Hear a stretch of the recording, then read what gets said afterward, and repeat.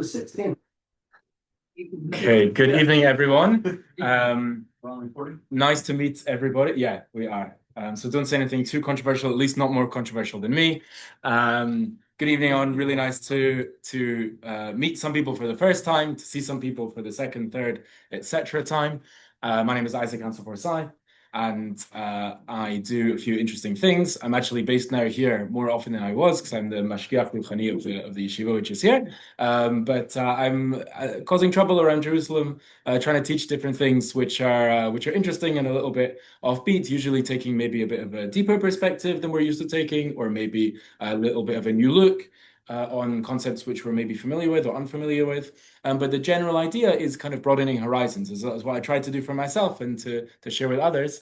Um, and that's what I try and do, to try and think of things in a way which I don't usually think of things, or maybe to learn something which I haven't come across before. This idea of broadening horizons is the general aim of my current form of troublemaking. So we have actually been in a bit of a series. Don't worry, the thing is standalone.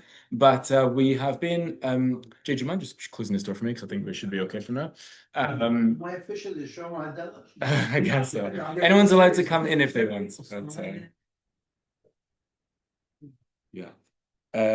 So we've been learning about ourselves for a few different weeks now. And so we'll do a very quick recap of some of the things that we learned about ourselves. And then we are going to focus on what is the Ikar Adam, what is the most essential element of us. We'll find that we're made up of all kinds of different things. But if we were to have to pinpoint one part of us, which is like the main thing, the most central thing, so that is something that we're going to explore a little bit together tonight. The general ground rules I like to lay down is everyone may and is encouraged to shout out during the shiur. Questions, comments, that's what we like. Collaboration, anyone may walk out, anyone may fall asleep. I once had a person who shouted at me after the shiur. You can shout at me if you like. That was it's good. All kinds of it's broadening horizons, right? That was a new experience for me. We'll try to do that. It didn't. But this is a co-creative space, so I'm very interested to also learn from everyone here. So let's with that, let's have a little look. We have this source sheet over here. I am going to put it up for the Zoom crowd as well. Welcome to the Zoom crowd. And as we do our technical things, which we always do, you can have a little look at the very first part of that sheet, which is a taste of a recap of some of the things that we've covered when we're asking the question, who am I? Asking the question, who it is that we really are. So there's a few different things that we have come across. One thing that we came across is that we have different levels to our soul. We know that we have a soul. That's an uncontroversial concept in Judaism, but it's actually true that we have multiple levels, multiple parts of that soul. We have a nefesh, which relates to our actions. We have a ruach, which relates to our speech. We have a neshama, which relates to our thoughts. So even within our soul, it's not just necessarily one amorphous blob of spirituality, but we actually have different parts which have different functions. That's one of the things that we came across. So we have a bit of a diversity in terms of our soul. Another thing that we came across, which is titled as attributes. So that in Hebrew is like the sfirot. So we actually have these divine attributes, these divine aspects inside ourselves. There are 10 of them, but we broke it down to say that basically what you can really break it down to is that we have a mind and we have character. So these are the first three and the latter seven.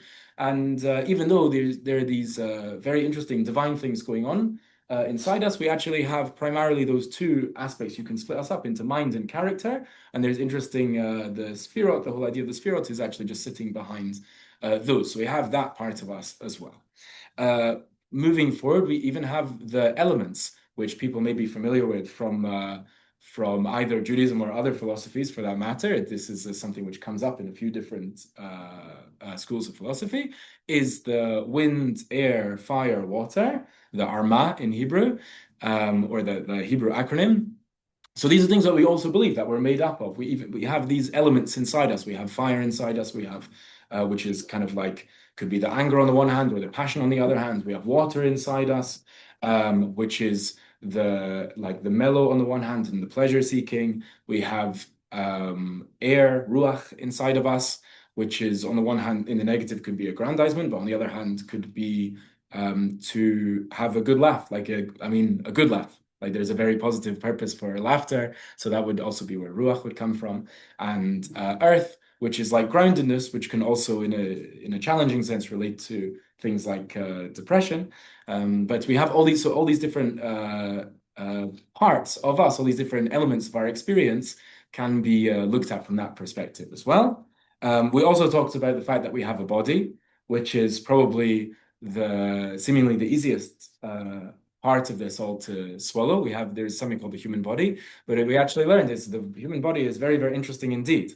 And the human body, whilst it may seem like the mundane part of us, is actually the part of us without which we wouldn't really be able to do any of the spiritual accomplishments that we need to do, because all of the spiritual accomplishments that we do in this world are a partnership between body and soul. Your soul might want to do something, your soul might want to put on tefillin. Okay, but it's stuck, it can't do that. So it actually requires your body in order to do that. So it turns out the body is actually a very, very special thing indeed. And one final element that we discussed was layers of existence, that we not only have a soul and a body, but even the Chaim Vital explains and others explain that our existence doesn't necessarily stop at our body. It actually goes out into our clothing and our house and even our possessions. All these things are kind of like extensions of our own existence.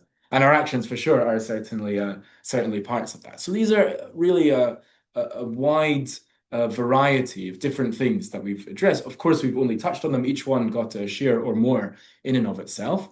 But one of the things that I just wanted to bring out of here is that we are quite diverse, complex things. That if we want to think about who we are as people, we're kind of like a whole society of things. We're all like a community or an ecosystem. We have all these different things going on inside of us, and we can look at ourselves from different angles. And so we're really quite interesting, basically, as human beings, not even just from the physical scientific angle, which we're certainly very interesting, but even when we bring in a spiritual angle, it's also it doesn't become more simple. It actually becomes more complex and more fascinating. So this is just a taste of some of the things that we've seen so far, and to think that actually, you know what, like made up of all kinds of different things. So, you know, if you're feeling one way one day and one way another day, that's not necessarily an inaccurate self-perception. That could be a very accurate self-perception because we have all these things which are going on inside of us. So that is the first thing to kind of bring us, to do, I think, something like 7 or 8 shiurim in 10 minutes. That is a taste of them before we allow that to be the background for possibly our main topic today. So just before any of that, does anyone have any thoughts on that, any comments, anything that they'd like to share on any of those points, any clarification things? When Jay, yeah. Abraham was told, Lech Lecha, go, and he responds. Yeah. In your opinion, what is his character at that moment that allows him to respond to Lech Lecha? It might be a bigger question than 10 minutes. It's a great question. I don't think I can give an answer which even I would consider definitive. I think I would. This is very, very subjective, so no one needs to pay this any credence as such. But the two things which come to mind for me. Sorry, just the question. Sorry, the question was when Avram was told Lech Lecha. I was told that I forgot that the microphone on Zoom doesn't get everyone in the room. So Lech Lecha, the idea of go for yourself or go to yourself, that Abraham was told. What characteristics or what strengths, properties did he have at that time? Already developed within himself. So the things which would seem to me to be important in order to take such a journey where you're going really into the darkness. He did not know what was going to be next. He wasn't told his destination. There's also the deeper sense of Lech Lecha, go to yourself, meaning take a journey of self-discovery. So in order to take a journey of self-discovery and kind of jump into the dark, two things which come to mind for me are openness, that one has to be open. You don't know what you're going to find. So you can't really come in with assumptions of, oh, I know exactly who I am, or I know exactly what God wants from me, or something like that. There has to be a certain openness. You have to be ready to discover. Humility at some point? Yeah, well, I think that would relate certainly to humility, and I think maybe humility is a third thing which unites all, including the following thing, which is courage. I think it takes courage to kind of like acknowledge that, well, I don't know who I am and I don't know where I'm going.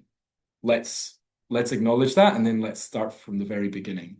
That's quite a scary thing. I don't know. I find that quite a scary thing. So to take such a journey would seem to be courage, and I think humility, kind of as you mentioned, would certainly be relevant to that too, because you also have to acknowledge. Maybe you're right. It goes together, especially with the openness, because you have to acknowledge that you're not you don't know it all.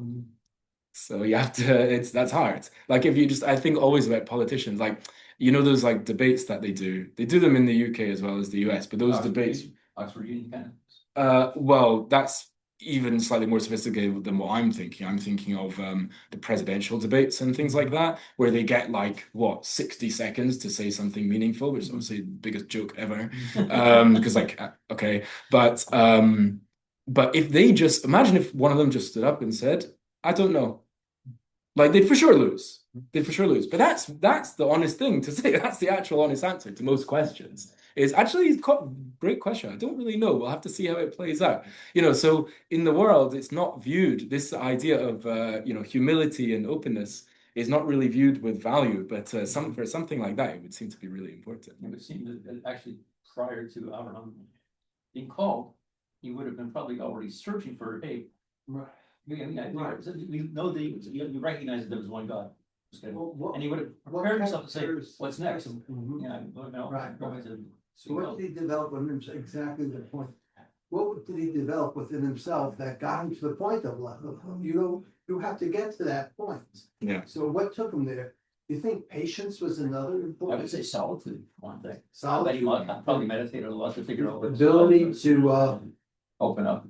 be patient and say, if I'm going to go to a new place and have to make new friends and a new world, I could get through that. Yeah. Well, think about it, he was the same person that Hashem to come outside the tent, supposedly, whatever metaphor that was. Yeah. And exposed him to this entire realm of otherworldliness that he didn't normally live in. Yeah. But he was obviously qualifies the right word for that. He was in the right, he had the right mindset to be able to receive that. Not everybody could have. So let's see how this can help us going forward, possibly. So we have discussed that we have a diversity inside ourselves. So then it begs the question, what is the Ikar Adam? Is there something which is most essential to who we are? So with that, basically, if we actually triangulate a few different sources, primarily within the Torah realm, although not exclusively, we'll kind of find them coming to the same place. So there's this line from the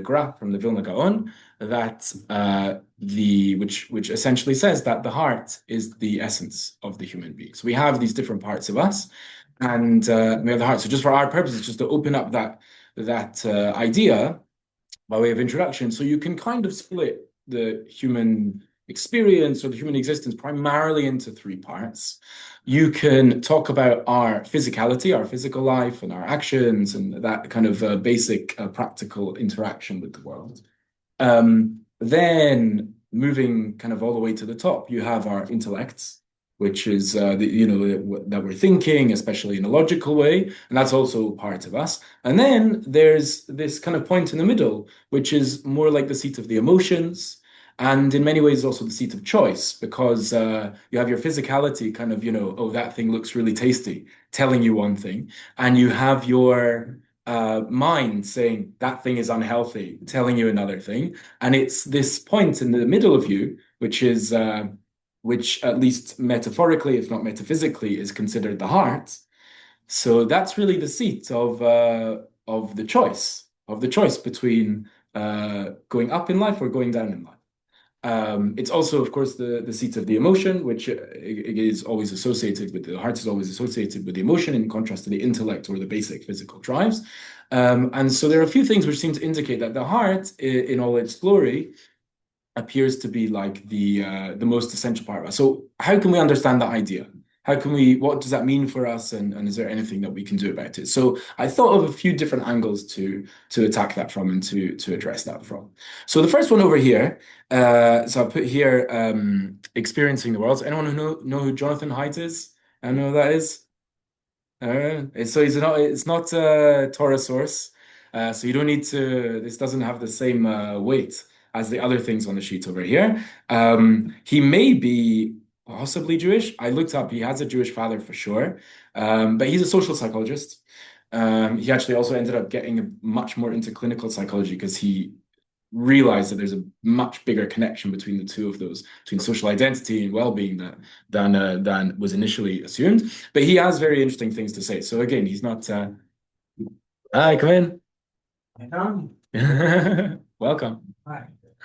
Come in. Take lots of sushi still available. Lots of seats still available. You decided that the heart overrules is the decider, it's one president that overrules the mind and the body necessarily. Just repeat that question, sorry. I think you kind of implied that the heart is the one that decides, the biggest factor. Yeah. But I'm not sure how you arrived at that conclusion. Sure. Yeah. I'll come to that in just a second. So yeah, there was just a question in terms of the idea that I was discussing, that maybe the heart is the seat of bechira, of free choice. So sorry, lots to go around.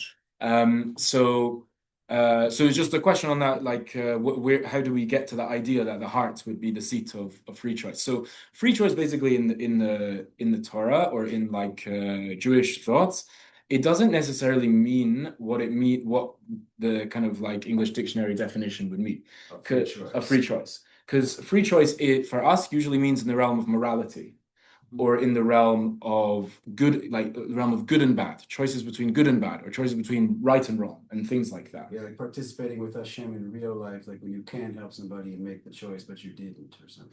Right, so that would be an example. So like if there's a choice to help somebody or to not help somebody, so that would be a choice which has like a moral weight to it, to help somebody or to not help somebody. So that's something which is within our realm of choice.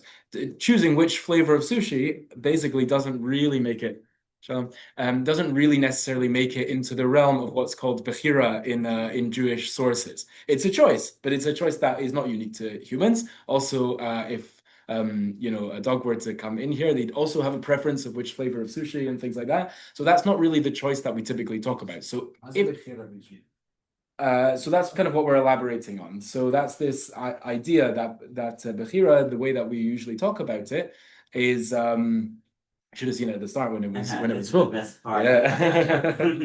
Get the picture before I Yeah.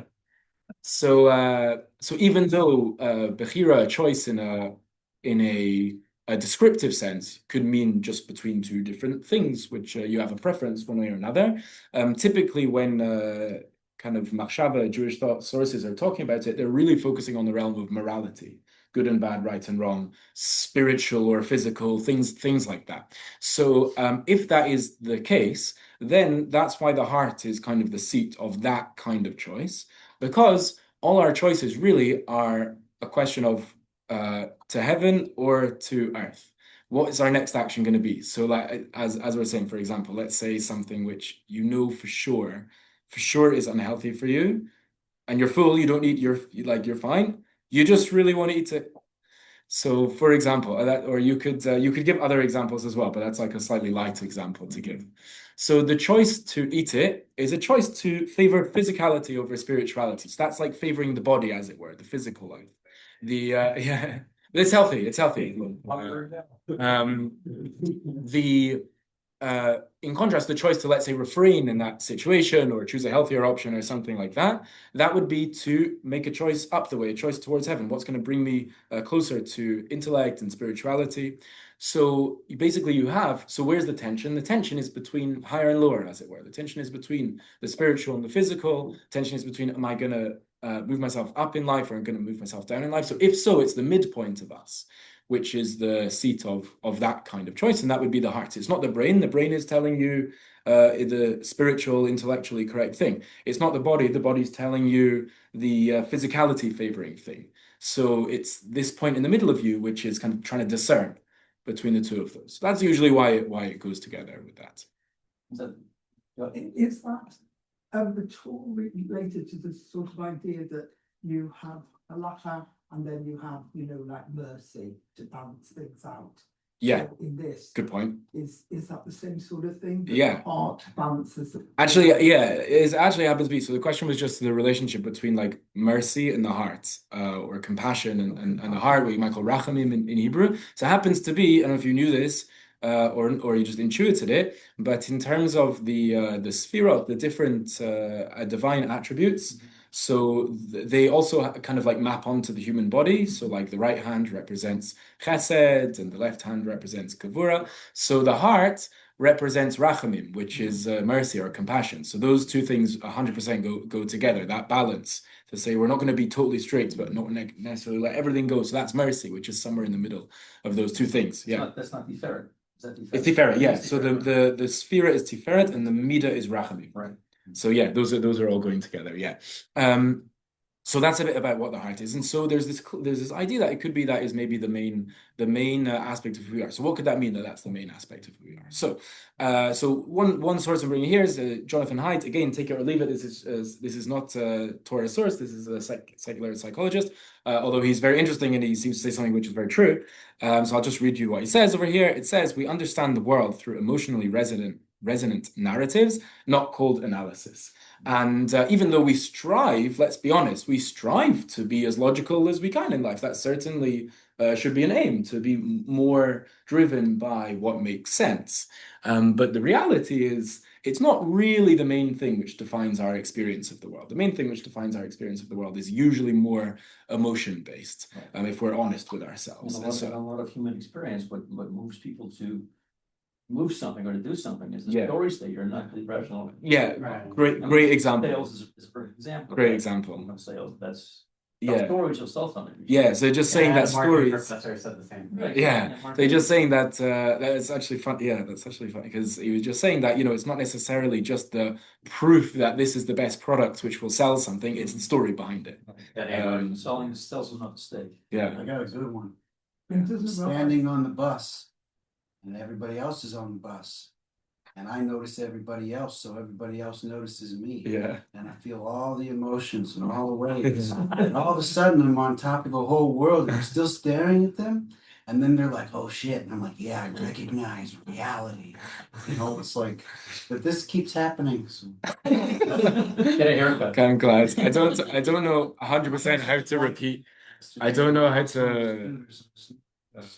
It's perfect. It's perfect. I don't 100% know how to repeat that story with full accuracy. But I will just say it was a good point.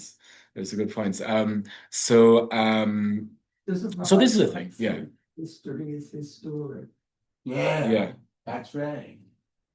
Yeah, so the idea of story, is very relevant to how we experience the world. And I'll speak from personal experience as well. If anyone share this personal experience, if you're having a good day, if you're feeling good, then there can be different kinds of challenge which comes your way, but you can basically deal with it in a general sense. If you're feeling, I'll speak for myself. If you're in a bad mood, then it's hard to deal with almost anything. Like, even things which are seemingly easy come your way, even those are hard.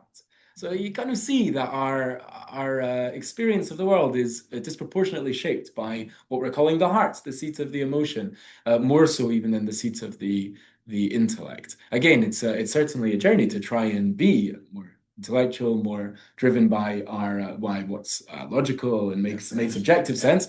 But we need to acknowledge this is the human condition. So that's one aspect of what it might mean, that the heart is the essence of the human being, is that's maybe the most definitive element in our experience. So that's one.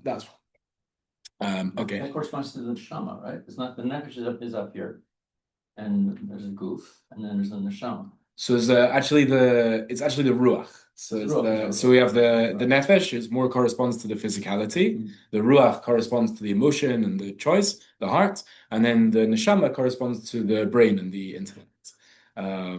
So nefesh is just more physical. Nefesh, is the spiritual part of our physicality. That's the nefesh. And you'll see that in a few different places. Yeah, I'm not sure. The physical part of the spiritual part of a physicality. Yeah, meaning that which is we're just discussing that. So the nefesh, well, I just used a phrase which is the spiritual part of our physicality. So what does that mean?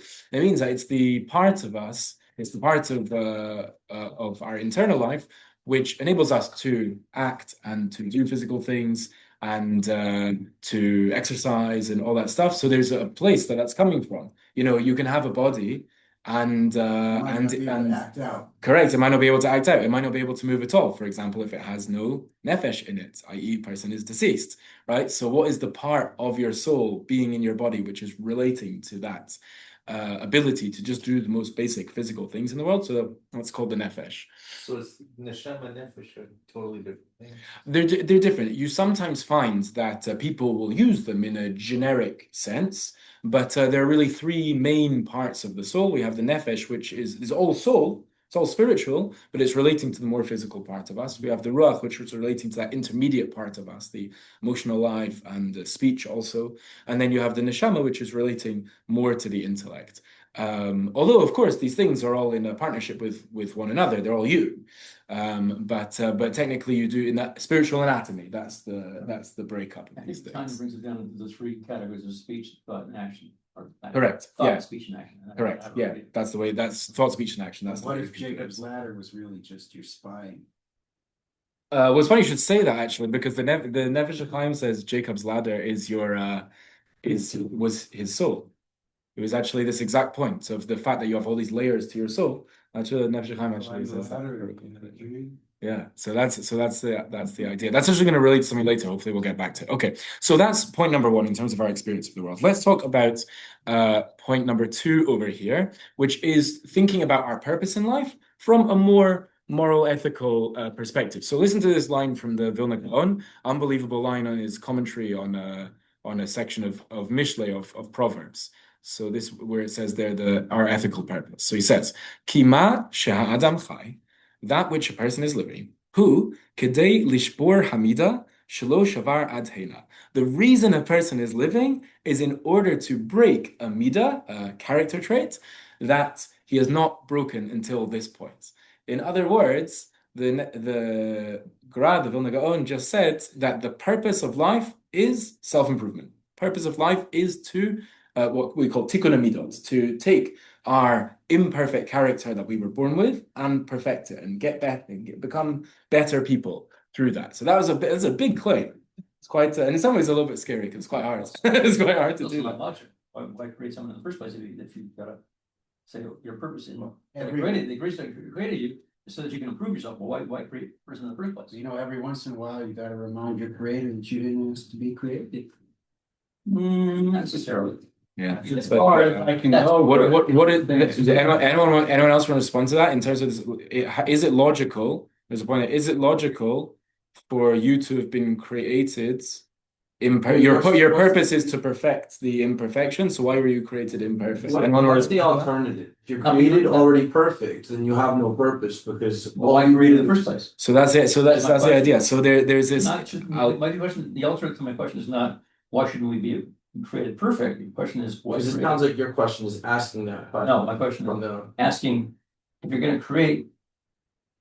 What's the purpose of the creation? If the purpose is to then improve that thing, why not create it perfect or not create it at all?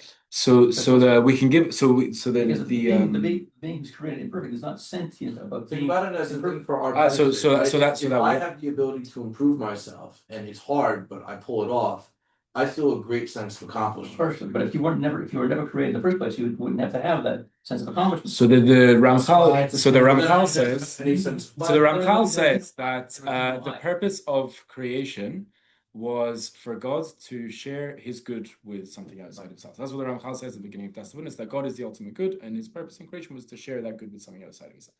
The Malachim are not as perfect as us, but they're But the perfect, that's actually going to be the third thing that we're gonna talk about. So you're ahead of your time, ahead of the game. So we're just saying that the purpose of from God's angle, the purpose of creation was to share his good with something other than himself. So he wants to give us good. So that's his angle of creation. creating animals good? What was that? Is creating animals good or beasts? So Lions or tigers good? Or- yeah, so that's all. Was that just like So that's part of that. extra? Yeah. So that's part of the picture, actually. So Ramchal goes through. So I'll say one thing in between that, and we'll come back to your point, because it's he has a whole section on the natural world and the godliness in the natural world, and how every single one of those things has a purpose. But thing that he says is that if you so in terms of he wants to give us good, so he created us something other than himself and the whole universe around us to be the recipients of that good. However, we can probably testify to this from experience, is that what is a more meaningful good to partake of, a good which you just receive as a handout, or a good which you created yourself? So that's what Chazal call Nahama de Kesufla. That to just receive a handout is like bread of shame. It's embarrassing. It's not so. So it's true. It's good. You still benefit from it. I Like guess you've got. that's one of those character traits you have to break if you're so fucking embarrassed to ask. So it's certainly important. It's certainly important to be able to ask for help when one needs, but it is a natural. But it's nevertheless a natural thing that we feel that way. And so God catered to that, and He said, you know what, I'm going to help them earn it themselves.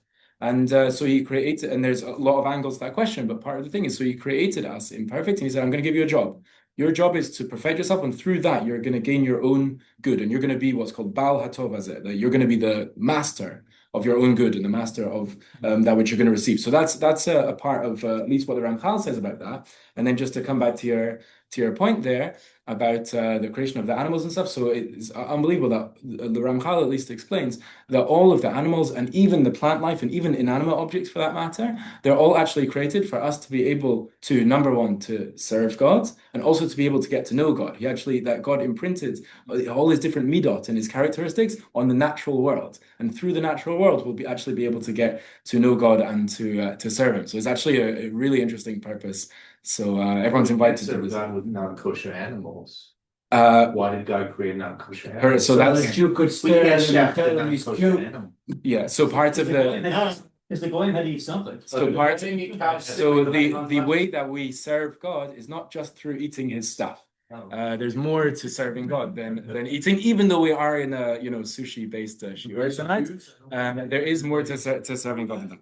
So you can think for yourself what could be there, as we said, God imprinted His midot, his attributes on all of creation. So what could be the idea of learning something about God, even from non-kosher animals? That's something that we can ponder. There's a lot of answers to that question, but I'll leave you to ponder that for yourself. And then I think I'll tell you, we'll move on to the last point, and then we can have more questions towards the end. So here is so we've talked so far the heart being the most central component of the human being. What can that mean? So one thing we've talked about so far is just our experience of the world. Just if we're honest with ourselves, walking around the world, that's kind of the biggest factor in how we're looking at things and how we're viewing things, how we're experiencing things. Secondly, as we mentioned, in terms of thinking about our purpose in like a moral, ethical sense, so our purpose in many ways is the heart. Our purpose is to take this imperfect character, which is seated in the heart, according to the Kabbalah. It's our midot are in our heart.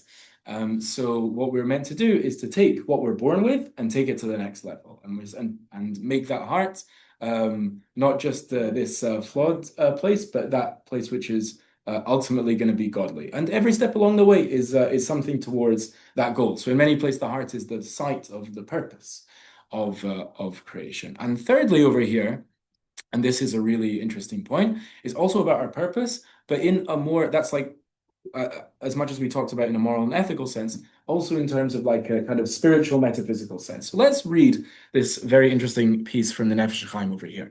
In this context, in this last verse, he is comparing humans to angels. And he said, in many ways, angels are, of course, on a higher level than humans. In many ways, of course, they don't, in terms of what he calls kedusha, that their understanding of God, they're in the spiritual realms. Their understanding of spirituality is higher. They don't need to do some of the basic things that we do. So, of course, there's some ways in which angels are on a higher level than humans. He said, however, there is one way which is the other way around. So he says as follows: Omnam, b'davar echad yitaron gadol la'adam me'hamalachim. With regards to one particular thing, there is a big advantage that the human being has over the angels. V'hu ha'alat v'yitkashrut ha'olamot v'akochot v'orot echad b'chavero. This is the elevation and the connection of the worlds and all the forces and all the lights, one to the other. That this is a special ability that the human being has, is in other words, tikkun ha'olamot, to take the spiritual realm and actually elevate the spiritual realm and take things which are disparate and to connect them. We'll come back to kind of try and understand that in a minute. And he says, Asher zeh ein b'koach klal l'shum malach. That even though the angels in many ways are on a high level, they don't have the ability to change the world that the human being has. That's what killed you. Could be. So this comes back to what you were saying. So remind me again what you were saying. Just that he was asking why we're creating us Right. very imperfect, and like you said, Ramchal says that we're more perfect than the Malachim because we don't get the Hamadi Kisufa. Right. So everything. So it's true that angels are living in this spiritual realm, and so far so good for them. You know, it's all good, and you know they're perfect. They're not making mistakes, at least in general, and so seems good. However, in terms of purpose, we have a certain purpose and ability that they don't have, and it's specifically because of our challenge and our existence in this world, and the fact that we have a body and all these drives which are driving us to do things which are not necessarily in line with the will of God and are not necessarily in line with spirituality. The fact that we have that and angels don't means that we have this thing called bechira, this thing called free choice, which in general angels don't really have. It's all clear to them. They have an audience with God. What could be complicated about that? So in that sense, for the angels, it's clear. So they don't really have choice in that sense. So they can't really change the world, because it's through our choices that we change the world. So God made the world for us. Yeah. So it didn't make the world for Malachim. Yeah. The Maral says that. The Maral, in terms of discussing the humans versus the angels, it comes up in a few different. That's not a movie, I don't think, but it could be a movie. Humans versus angels. Below is yeah. a reflection of above. That's actually what we're talking about. And vice versa. So the idea of I sorry, just lost my train of thought. Can you say, the purple world was made for people, wasn't made for Malachim. So right? That takes us right away. Right. So that's good. So that's what the Maral says, is that in terms of the central purpose of creation itself, from God's angle. So in that sense, human beings have an advantage over angels because God was thinking about us. The angels have something in common with animals in that sense, is that they're all helping us serve God. They're ultimately, it's kind of funny for us to think, but they are part of the rest of the world, even the physical world, in that somehow it's something that we need to understand, but somehow they're actually there really for our purpose of serving God and doing all the different missions that we have in life. So that really is quite an interesting point. And so that comes back to the title. Did anyone get the reference in the title, Our Ladder to the Stars? Anyone know that? It's a song. It's not Stairway to Heaven. No, that could have been Yeah, right. but it's a Mumford & Sons song. I don't know if anyone knows this band. Mumford & Sons. But they have a bit more recently. Not that recently. Mumford & Sons. Oh, Mumford & Sons. Oh, yeah, basically. With a bunch of guys wearing like waistcoats, one with a double bass, etc., etc. But basically, they have this line, which is, "You have your choices, and these are what make man great, his ladder to the stars." So again, not a Jewish source. I think his dad was a pastor, actually, so he sometimes says quite interesting things in his lyrics. It's Marcus Mumford. But this is a line which we actually identify with, that it's through our choices, that's our, as it were, our ladder to the stars. That's our ability to have this effect, even on the spiritual world, actually comes from the fact that we have choice. And in that sense, that's something which puts us even above the angels, because we can achieve certain things that they can't even achieve. We have a certain purpose that they don't even have.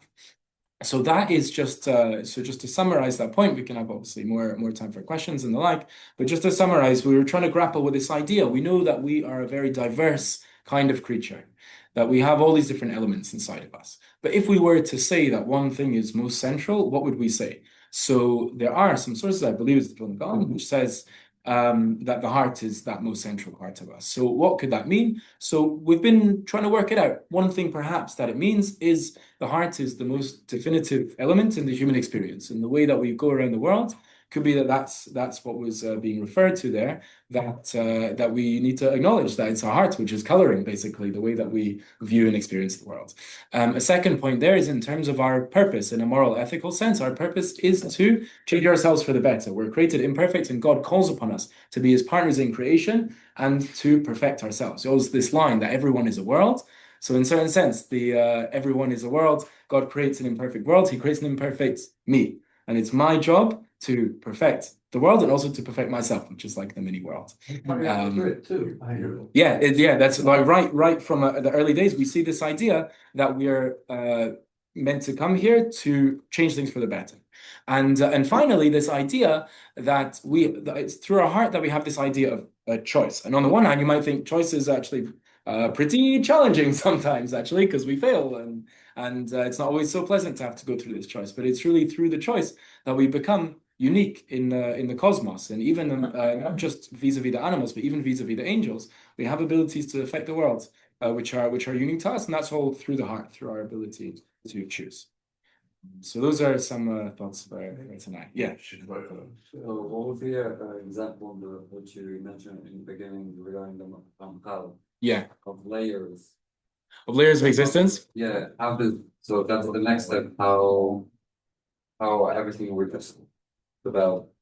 How does that affect it? What's a good example? I mean, like, for example, the thing that I said about the clothing in the house, that Yeah. point. Yeah, so it's really interesting, basically, but the idea is, the question was about going back, taking all this and going back to talking about layers of existence. We said that Chaim Vital says that there's you have one layer of your existence, which is, your soul, and then you have your body, but then you have even your clothing, which is kind of an extension of you, and even your house, which is like an extension of you, and then even your other properties that you own, your car, your dog, etc., is like an extension of you in some way. On On a spiritual level. Right. So how does that relate to any of this stuff? So one of the ways, look like their dogs. yeah, so it could be, but I haven't noticed this, but perhaps people look like their dogs. I didn't notice that one yet, but could be. Look it up on the internet. You can find it. Yeah. That's really true. Yes, their wives, same thing. That's an interesting point. But the other point was that in a spiritual sense, you will often find a correspondence between the two in both directions. So, for example, you could say spiritual, it relates to psychological, but it's also metaphysical. That, for example, I'll just give you an example that Gemara gives, is that the donkey of Rabbi Pinchas ben Yair is one of the sages. So he said he wouldn't eat tevel, he wouldn't eat untithed food, which is obviously not a very natural thing for a donkey, untithed. So it's not had masrot. Trumot and Ma'asrot taken from it. There's certain things that in order to enable us to eat natural produce that we need to do in a ritual sense, and take a tenth of it, give it to different people. So there's certain things that we have to do, and there was some straw which had fodder, I guess, which that hadn't happened to it, and the donkey somehow was able to sense this and didn't eat. So it wasn't a magic donkey, it wasn't a sentient donkey, but it was kind of like a natural consequence of the holiness of this his owner. So it was kind of like living itself out through the donkey. That's an example. Film is done. No, I just What did I'm making? What? I thought it was Bilam's donkey. Wasn't it Bilam's donkey? The same donkey? That could also be that's not the same donkey as this. There is the Bilam's donkey comes up a lot in those writings of the sages. Like him, died. Correct. Yeah, that's what. Yeah, there's different interpretations of that, but that's what the sages say. I just want to finish that point, and what we certainly see is the other way around. Have you ever felt uncomfortable in your own clothes? Or have you ever felt that you're uncomfortable in your own house or in your own room? It's too messy for you, or maybe it's too clean for you, some people. What's going on there? There's, of course, a psychological connection between yourself and your surroundings, but there's also a metaphysical connection, is that your extensions of yourself are meant to fit with you. And if you find that there's a discrepancy between them and you feel a certain dissonance. So that's part of the idea of like clean, having a clean desktop or having a clean room can help you have a clean mind. That's a kind of like a spiritual version of that. So that's how it would kind of like relate a little bit to the choices that you make and things like that. European first rule: clean your room. Yeah. Who says that? Yeah, he said that. On the other hand, if I'm happy in my messy room, this is something about my state of mind. Yeah, exactly. It says that fits with you, so it's not necessarily a bad thing, but it's just a reality. Yeah, do you want to mention? I was just thinking we were talking about creation and why would someone be created imperfect. And I was thinking of the relationship between parents and children and bringing up little children. And in the Victorian times, they used to draw them like they were little adults. Yeah, that's funny. But of course, they're not little adults. They're people very much within their own rights. And you don't, with a child, you know, the child teaches you as much as you teach the child. And there's that space for learning and for getting it wrong and for being imperfect. And it's very, very similar, isn't it? You know, God with the world and the creation, Yeah. and parents with their It's very children. similar. There are lots of similarities. Just bringing an example there about, I'm tripping for the Zoom, bringing an example about God creating imperfect human beings and parents who are parenting imperfect children. That's the natural order of the world. And there are many, many, many times where the Torah draws a parallel between parenting and God's relationship to the world. For example, Bani Matem L'Hashem Elokechem, that we are called God's children. So we have that dynamic also. So we can learn about parenting from God and man, and we can also learn about God and man from parenting. Child is father to the man, blood, sweat, and tears. That sounds good to me. Okay, so tell you what, we'll close the share there. Child. How do we do this thing?